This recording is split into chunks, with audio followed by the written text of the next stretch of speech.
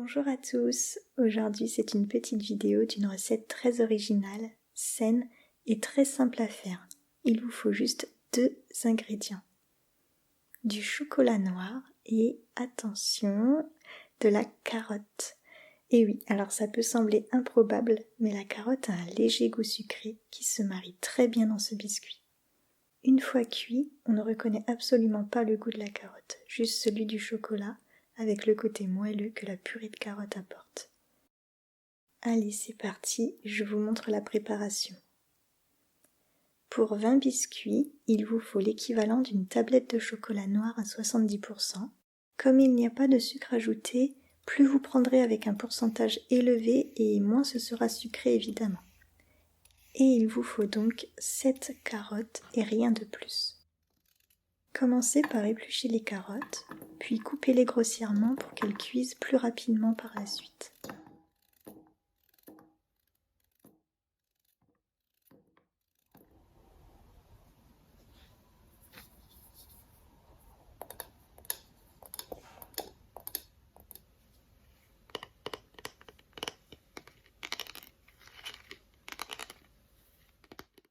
Coupez le chocolat noir en morceaux et mettez-le dans un récipient pouvant aller soit au bain-marie, soit au micro-ondes, comme vous préférez.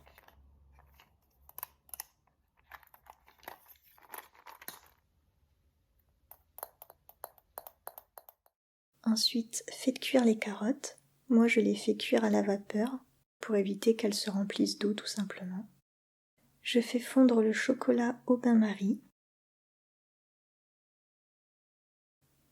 En attendant, je prépare ma plaque de cuisson.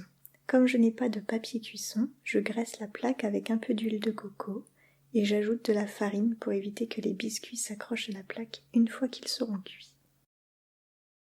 Ensuite, préchauffez votre four à 180 degrés.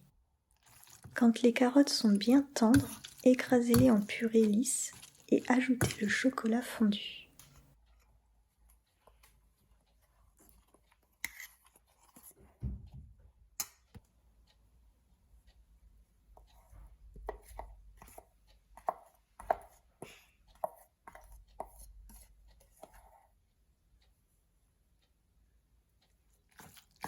Mélangez bien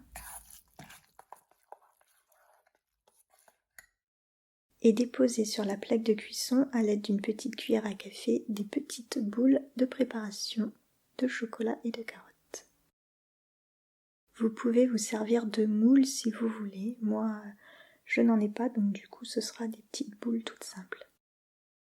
Enfournez le tout pendant 20 minutes dans le bas de votre four.